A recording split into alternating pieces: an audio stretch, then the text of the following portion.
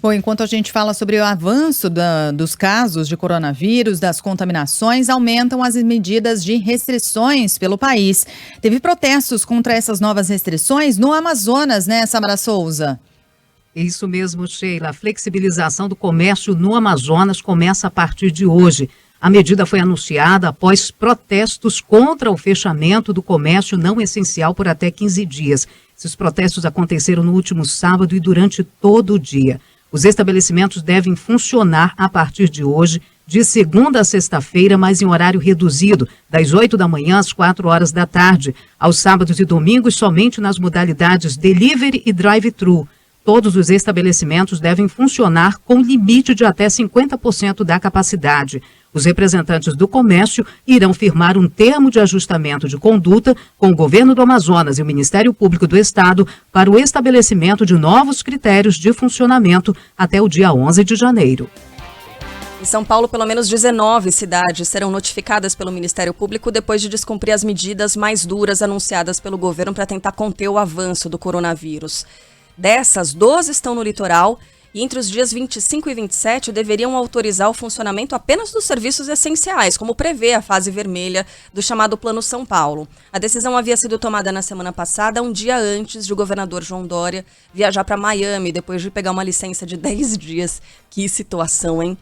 Olha... Que momento, hein? Que momento, Sheila Magalhães, porque o governador João Dória, ele criou ali uma espécie de personagem, né, de antagonista ao presidente Jair Bolsonaro. Isso já faz um tempo, todo mundo sabe, isso não é segredo para ninguém. Ele tenta esconder a coisa do Bolsodória, né, que o ajudou a eleger como governador, né, na última eleição. E aí se tornou esse grande antagonista do presidente da República. Levantou a bandeira da vacina, a vacinação, que ótimo, né, porque as pessoas assim esperam. Mas aí começou a propagandear demais em cima disso, a não colocar dado real, dado concreto sobre essas pesquisas ao falar sobre a vacinação.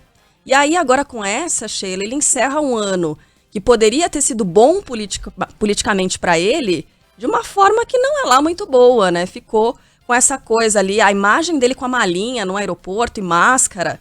Isso aí circulou pelas redes sociais. Pegou mal, né? Pegou muito mal. Ele conseguiu estragar um ano que politicamente ele tinha conseguido faturar. E a gente fala que isso não é bom, né? Não é o que a gente quer. Faturar em cima dessa história toda da pandemia ou da vacinação é ruim, né? É ruim. Independentemente da forma. Ocorre que do lado do presidente Jair Bolsonaro, o que há de grave é uma negação à vacina. Portanto, a gente está falando de negação à ciência, o que não acontece no caso do governador João Dória.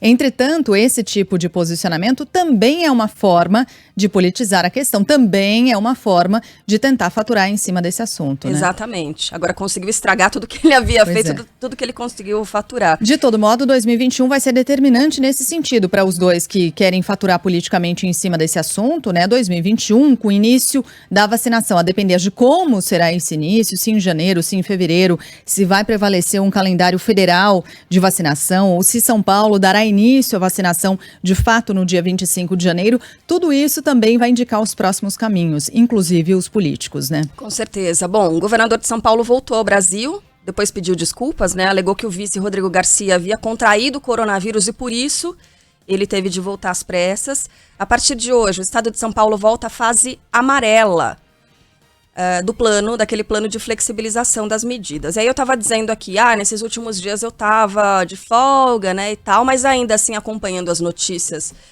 daquela forma como o jornalista faz, não consegue largar o osso, né, Sheila? E aí por meio da imprensa, né, por meio da cobertura, nossa cobertura aqui, cobertura dos nossos colegas, eu soube da fase vermelha do plano de flexibilização que a gente teve nos últimos dias, né, encerrando ontem.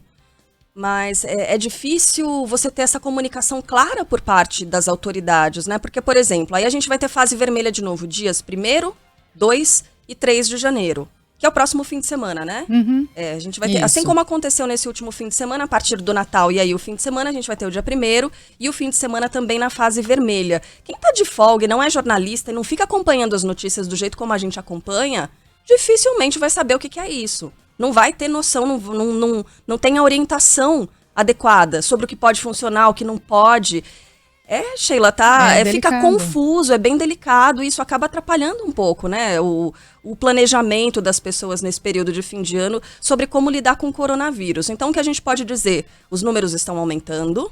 Até agora o Brasil tem quase 7,5 milhões de casos de coronavírus, 191.139 mortos, quase 192 mil mortos, 344 nas últimas 24 horas, mas a gente sabe que foi o domingo pós-Natal, então esses casos são números subnotificação nos fins de semana, principalmente depois do Natal, então a gente pode esperar, infelizmente, um número maior de mortos do que esses 344 das últimas 24 horas. Mais de 6,5 milhões de pacientes recuperados, 777 mil em acompanhamento, segundo o Ministério da Saúde. Então, o que dá para dizer é isso: evite aglomeração, não vá para festas, se você puder.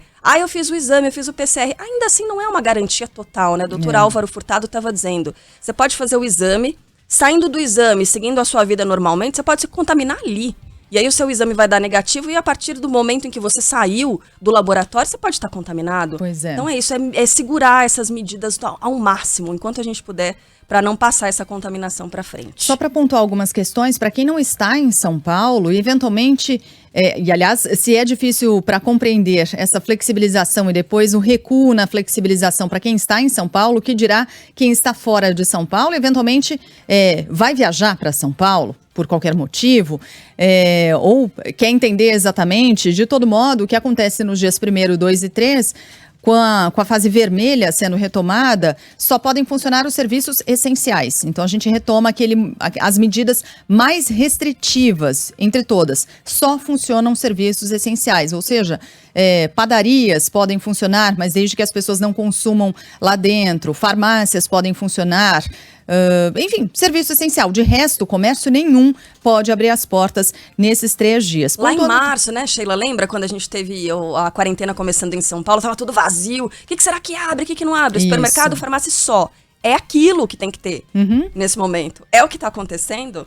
Não exatamente. Não é exatamente, mas enfim, nesses 3 dias aqui é o que se imagina e é o que está determinado pelo governo do estado, que não haja o funcionamento de outros comércios que não aqueles destinados aos serviços essenciais. Pontuando só umas questões aqui a respeito desses números, né, Carla, porque a gente, apesar desse número das últimas 24 horas de 344 mortos, a gente vem numa toada preocupante, de mais de 1.000 mortos por dia. Tem sido esses os números, né? O que chama atenção nesse caso é que lá no começo da pandemia, no auge da pandemia, quando a gente também falava de 1.000 mortos por dia, os médicos, os profissionais da saúde sabiam muito menos da doença do que sabem agora. Inclusive, sabiam administrar medicamentos que funcionam, que são eficazes, muito menos do que agora. Portanto, o que se imaginava é que, apesar do avanço das contaminações, o número de mortes cairia. E não é exatamente o que a gente vem assistindo nessas últimas semanas. O número de mortos continua muito alto, ali perto de 1.000. Por outro lado, quando a gente olha para os números de contaminados, a gente está falando de números de contaminados por dia, mais ou menos nas mesmas bases do auge da pandemia. Só que no auge da pandemia, as pessoas estavam muito mais em casa, né? Então, agora a gente tem as pessoas praticamente tendo uma vida normal, muita gente tendo vida normal, e um número de contaminados seguindo a mesma proporção, seguindo o mesmo número daquela época de março, abril, mais ou menos. Ou seja, proporcionalmente ao volume de pessoas circulando pelo Brasil, a gente tem um número menor de contaminados. Mas o que importa quando você olha para o número de leitos é o número absoluto.